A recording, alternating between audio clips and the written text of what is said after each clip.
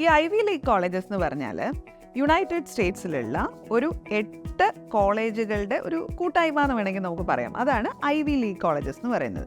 നിങ്ങൾ ഈ Harvard, Yale, Princeton എന്നൊക്കെ കേട്ടിട്ടില്ലേ? ഇതൊക്കെ ആ ഗ്രൂപ്പിൽ പെടുന്ന കോളേജുകളാണ്. ഇവർക്ക് ഈ ഐവി ലീഗ് എന്ന പേര് വന്നത് പണ്ട് നടന്ന ഒരു അത്ലറ്റിക് സംഭവമായിട്ട് ബന്ധപ്പെട്ടിട്ടാണ്. പിന്നീട് അത് അവരുടെ ഒരു കോമൺ നെയിം പോലെ അങ്ങായി എല്ലാവരും അത് പറയാൻ തുടങ്ങി. ഇപ്പോൾ അക്കാഡമിക് എക്സലൻസ് ഉള്ള യുണൈറ്റഡ് സ്റ്റേറ്റ്സിലെ സ്ഥാപനങ്ങൾ എന്ന് നമ്മൾ ചിന്തിക്കുമ്പോൾ നമ്മുടെ മനസ്സിൽ ആദ്യം വരുന്നത് ഈ 8 എണ്ണമാണ്. അതിനെയാണ് നമ്മൾ ഐവി ലീഗ് കോളേജസ് എന്ന് പറയുന്നത്. ഇന്ത്യക്കാരെ നമുക്കും ഈ ഐവി ലീഗ് കോളേജസിൽ അഡ്മിഷൻ എടുക്കാൻ പറ്റും. പക്ഷേ നിങ്ങൾ ഈ UK പോകുന്നു, കാനഡയിൽ പോകുന്നു എന്നൊക്കെ പറയുന്ന പോലെ 12ാം ക്ലാസ് കഴിഞ്ഞ് നമ്മൾ ഇമ്മീഡിയറ്റ്ലി അപ്പം തൊട്ടൊരു ഇതിന് വേണ്ടിയിട്ടുള്ളൊരു ട്രൈയിങ് സ്റ്റാർട്ട് ചെയ്തു, IELTS പരീക്ഷ എഴുതി, അങ്ങനെ ഒരു 2 മാസം കൊണ്ട് നമ്മൾ കയറിപ്പോയി എന്ന് പറയുന്ന കണക്ക് ഇവിടത്തേക്ക് നമുക്ക് പോകാൻ പറ്റത്തില്ല. നിങ്ങളൊരു വർഷം മുൻപ് തന്നെ, 1 വർഷം മുമ്പെങ്കിലും എന്നാണ് ഞാൻ പറയുന്നത്, മിനിമം ടൈമാണത്.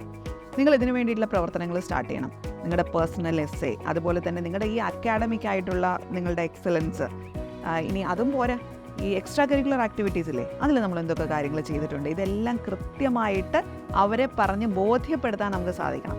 അപ്പോൾ ഇതിന് കൃത്യമായ ഡോക്യുമെൻറ്റേഷനും കാര്യങ്ങളും എല്ലാം ഉണ്ടാവണം. അത് തന്നെ ഒരു പ്രോസസ്സാണ്. അതിലൂടെ നമ്മൾ കടന്നു പോയി കഴിഞ്ഞ് കഴിഞ്ഞാൽ നമുക്കും ഐവി ലീഗ് കോളേജുകളിൽ പഠിക്കാൻ സാധിക്കും. Keep going. Happy learning.